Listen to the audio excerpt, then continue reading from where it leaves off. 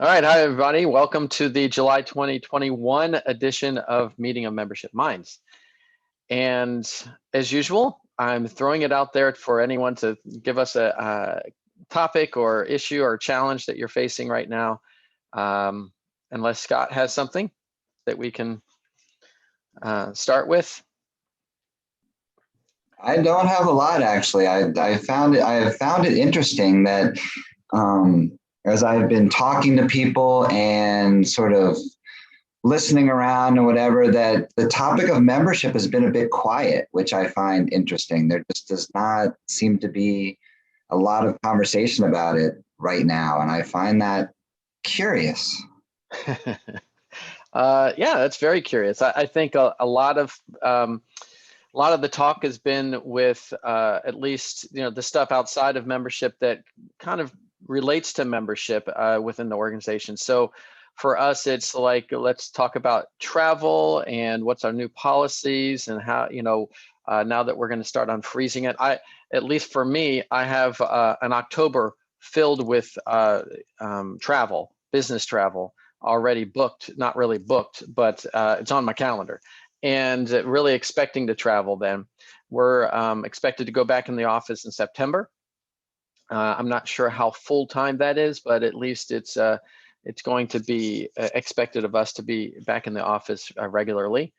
And so a lot of those logistical things, I think, are on people's minds, especially knowing that this may be the last chance for vacations and the time away from the office before school starts and all that. Even though, the headlines out there are that there are spikes in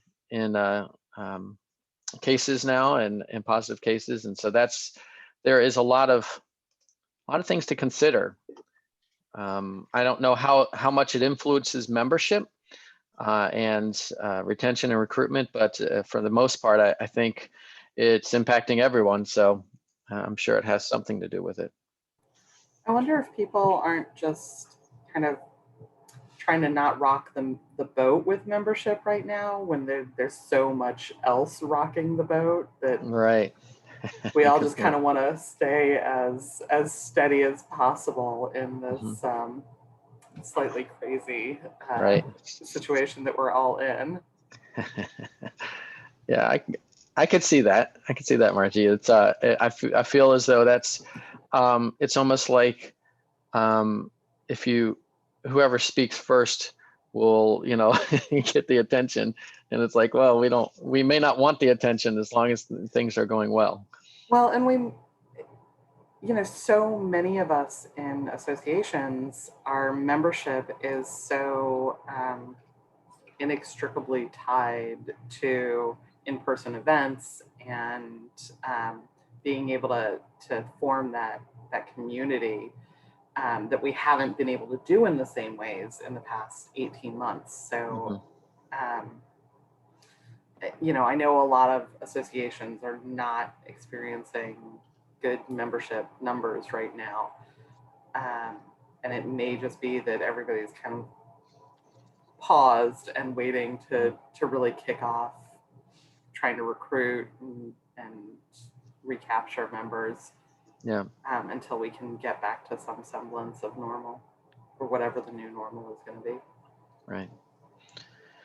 Yeah, Leah mentioned in the chat that she has a huge uptick in new members and return of former members now that in-person events are happening again. Although she also mentioned she went to her first conference and got this bug that she's dealing with. So yeah, I think as from our standpoint too, that if the in-person events do come back, and we'll have a strong participation there, and actually we'll have an uptick in membership as well, knowing that in-person is coming back. At least that's what I'm hoping. And we hope that we kind of get to that point where things are a little bit more normal.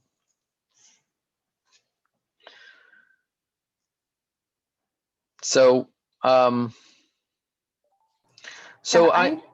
ahead, Margie. Can I ask, one of the things that we've just started doing at the American Sociological Association where I work is some digital marketing. And I was wondering, I mean, we're working with Feather and they've given us great benchmarking tools. Mhm. But I was wondering if anybody else has done that type of marketing and um, how did it go for you? What were you pleased with? What were you disappointed by? Did you continue it? Is Anything. this I'll take is this for anything. membership recruitment mostly that you're asking Yeah, about? yeah. So this is Pete. This is Pete, Margie. We use Feather. We haven't really used it for membership as much. We tend to use kind of ad roll retargeting campaigns more on membership. But for Feather, we've been using it. We've been using it mostly for awareness because we have an issue in the market that people don't necessarily know that we're here. And then where we've used it, I think most effectively actually is for geofencing our competitors when they have events and they're doing things. We have some for-profit competition. So we've started to geofence around their events because we view ourselves as a better and more economical option. And we have seen a return. I think it's been slow for us. And we've only been using it for about a year. And the other part of that, they have one of there is like a monetization thing for sponsorships. They have like another module. And we just started using that with some of our sponsors, and we are seeing some of them purchase those. So that's a additional kind of ad revenue that we haven't seen in the past. But I think for us, I think the full jury's still out, but we do have, what we're seeing is because we're able to tag everything. So we are seeing that we're actually bringing in more than we're spending. So that's good. But if you want to speak to somebody else, I can put you in touch with the person on our staff who is responsible for that. That would be awesome. I would love that. I can reach out to you. Yeah, that'd be great.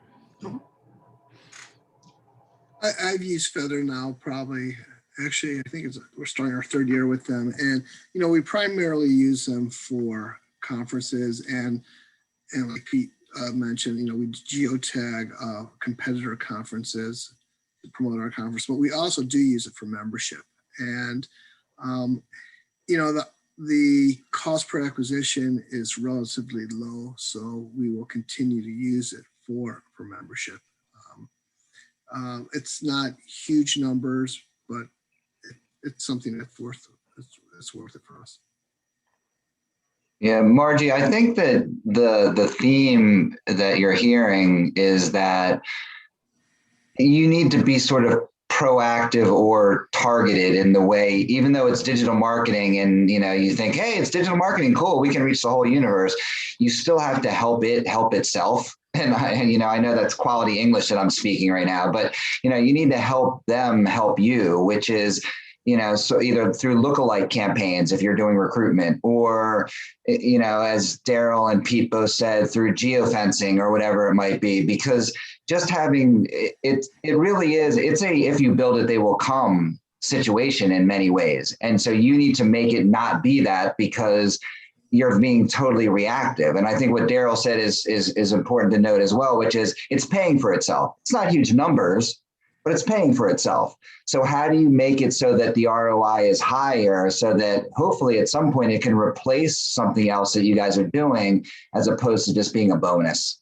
Because it really is in many ways, if it's reactive, it's going to be a bonus. It's a nice to have, but if you're going to cut something, you're going to cut something that's breaking even or making a little bit of money, as opposed to something that's really doing that you have a lot more control over. So I think the key is talking to Feather or whoever's doing it internally for you guys and figuring out how you can be more strategic and proactive about it, as opposed to just kind of, hey, we're going to start sending retargeting ads to anybody who comes to our website that we know is not a member kind of stuff, because that is just so reactive that you may not ever get the volume that you're looking for.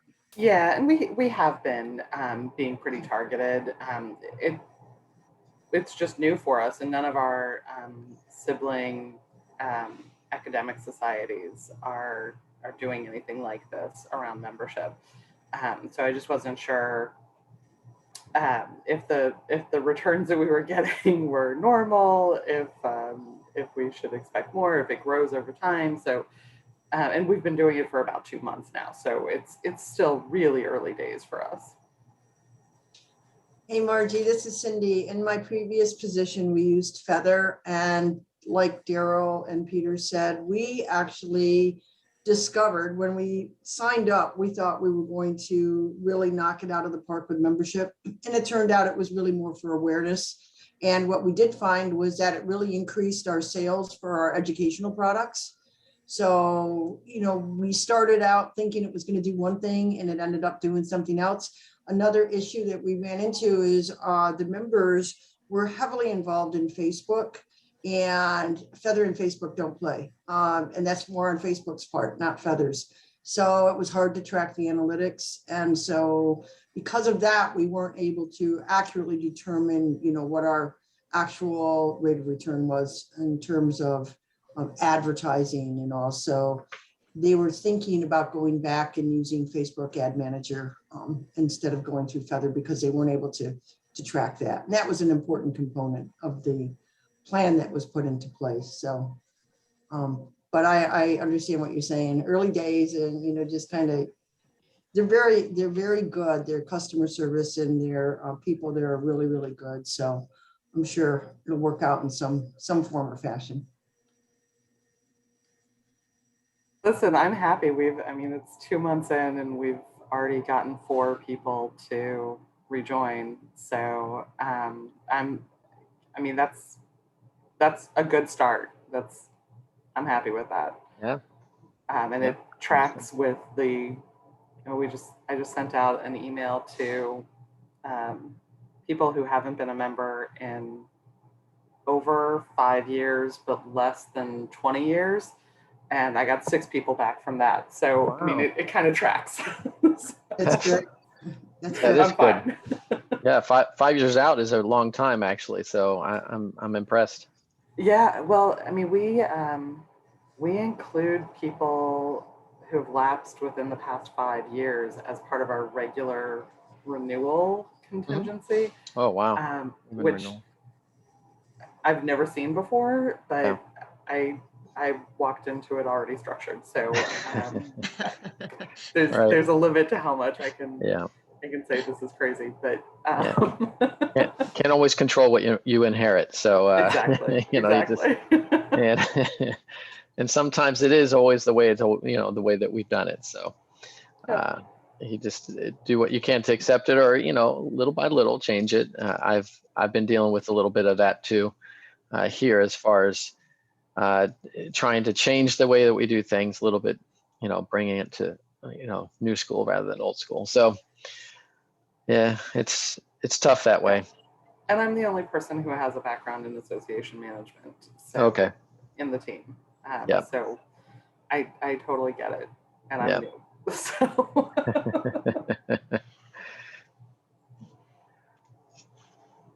other topics or challenges? That was a good one. Thank you, Margie. I hear a lot more about Feather these days than we have in a long time, I guess, and that's good.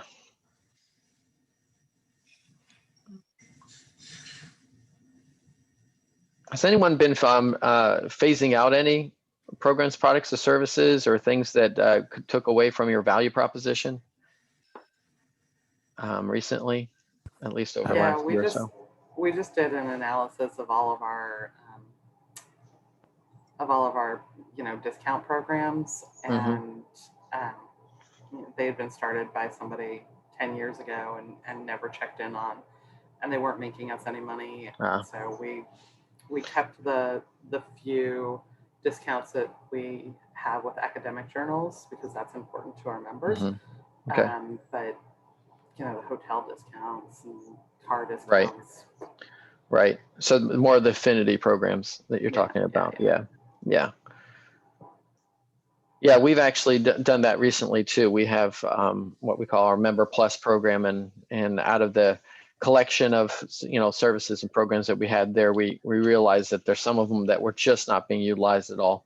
So there was no reason to keep them, and there's no impact for taking them away. So we just did that and focused on the programs that we do well in as far as that, and look to possibly add more if we find something that could be useful, valuable to members.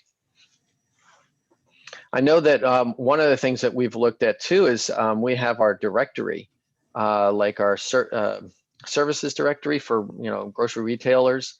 Some of you probably familiar with Multiview as a provider of those type of directories, where they go out and basically sell listings and advertising in the directory, and then it's promoted to the members and even outside the membership, I guess, to try to get people to come to the directory and use it. And they make their money off the advertising, similar to kind of like the SmartBrief model, where SmartBrief provides, helps us provide the content, but then they sell the advertising and generate revenue through that. Anyone else using those type of services or having any issues with those? I think it's interesting you say it, Dan, because I think one of the questions I have in my mind is, are people outsourcing additional things nowadays to do kind of what some people are talking about, which is focusing or getting rid of stuff that might not be necessary for staff to work on, but may still be valuable.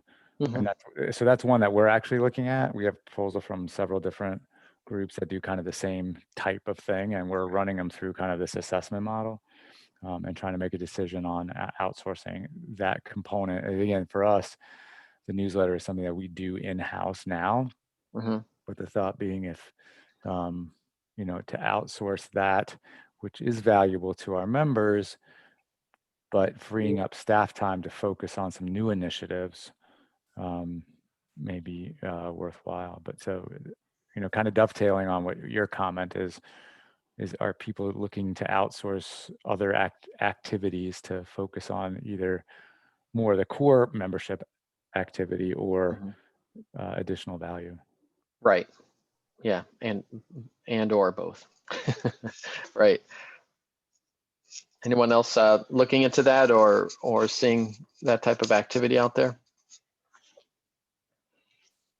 So Dan, in my previous position with the National Society for Histotechnology, they actually took the reverse approach, and they had outsourced their newsletter to Multiview. What they ended up doing was hiring an ad agency and then having all advertising run through the agency. So as a result of that, they brought the newsletter back in-house, because when they ran the numbers, at least on paper, it looked like the revenue would be greater for the organization if they did it that way. And they had someone on staff who was already doing publications in terms of the blog and things like that. So it wasn't an additional burden, let's say, to bring that back in-house. At least that was the thought process at the time when they did that. So, but most associations, I agree, are looking to outsource things like that so they can stay focused on what their core, values are for members and the greater stakeholders. So, but that's what they decided to do. Yeah, that's interesting. Again, it's a kind of getting that balance between outsourcing, but also, balance between outsourcing value and actually generating revenue. It sounds like what you're talking about is that the way they set it up was that they're making a little bit a better cut off of the advertising than they were through the other relationship. And so, yeah, it's, and I guess these days you do want to look at each, getting as much as you can out of each one of those to keep things going, especially if you've had some hits on the events and meeting side and maybe even on the dues side. You have to find other ways of filling the coffers, I guess.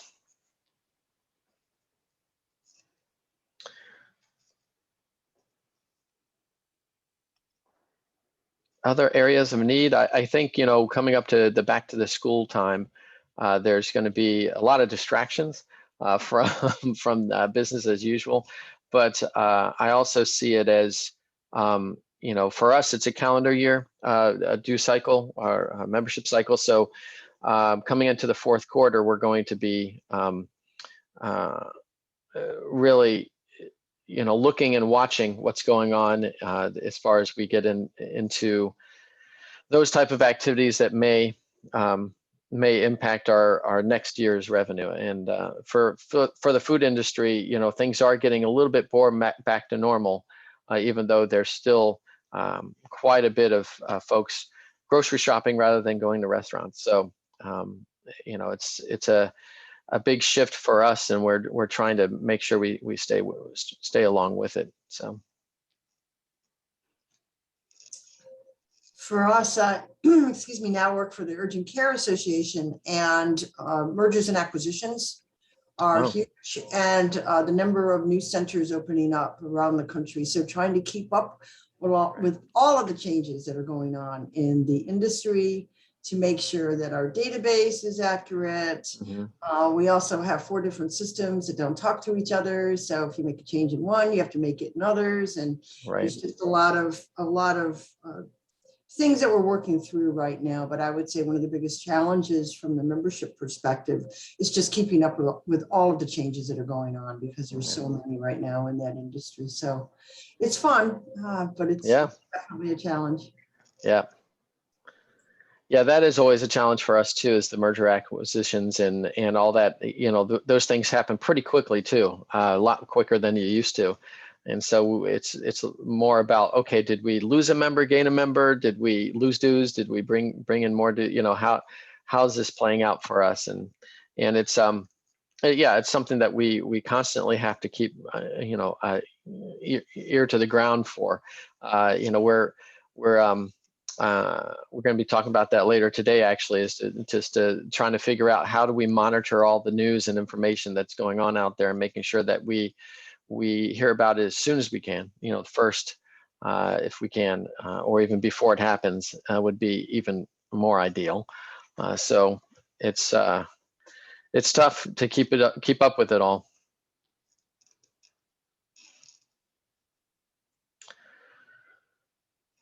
Other topics, other challenges out there? These are good ones. I definitely feel like we're getting down into what we're dealing with in membership development in most cases. I know that MGI put out their benchmarking survey recently, and I haven't had a chance to really review it in detail, but I've been seeing different reports and things coming across from that. I'm really curious though to dig into it and compare it to previous years just to see what the differences are. But obviously we're in a new era when it comes to membership and how things are working in the association world, for sure. I have a question. Do most of you in your renewal process, do you still do snail mail, or is everything electronic? We do one snail mail piece. I use snail mail, electronic and phones. Yeah. We're adding another snail mail piece to our cycle, because what we're running into is people unsubscribing and blocking in some cases, or that just are not responding.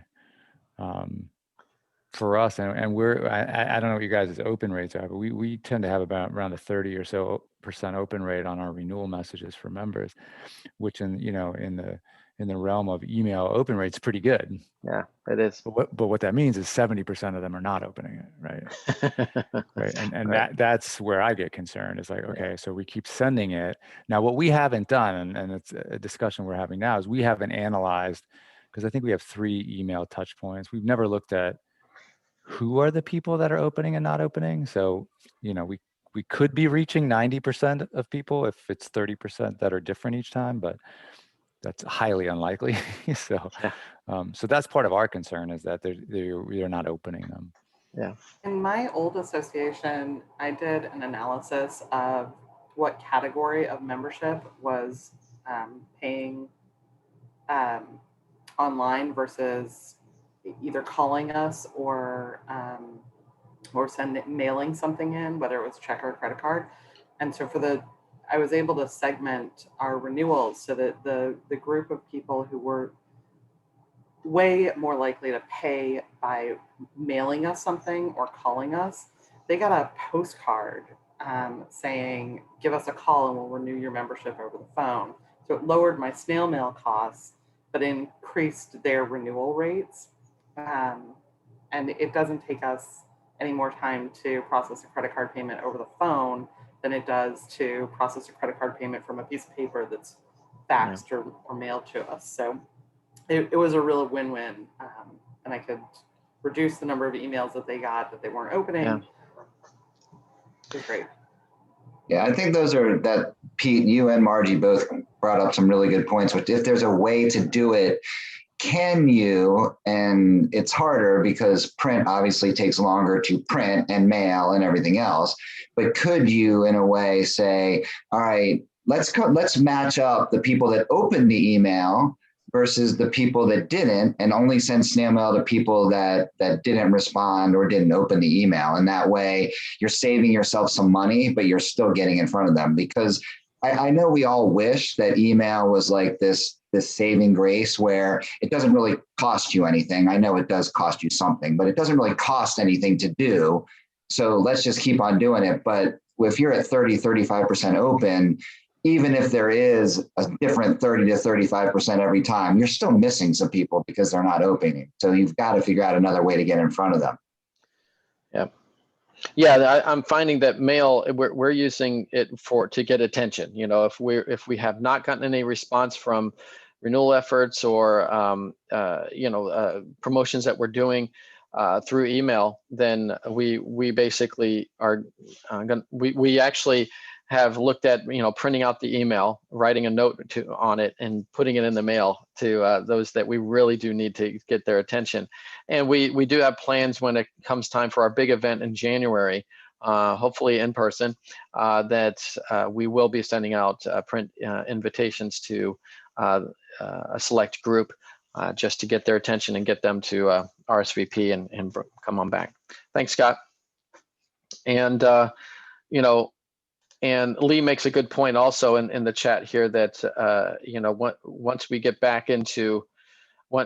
get back into their offices, then it's probably safer to do more of the snail mail type of activity, because especially for us, the staff that we talk to on the grocery side, they're not in the stores, they're in the headquarters office. So they're not in the office and may not be getting their mail regularly or at all. And so that is a concern. Well, thanks everybody. It was a quick one today, but we got in quite a few topics. So I really appreciate everyone's participation and showing up this especially on a nice summer day. So have a great rest of your summer. We'll see you in August. And thanks again for being here. Thanks, Dan. Yeah, you bet. Dan. Bye all. Absolutely. Bye. Bye.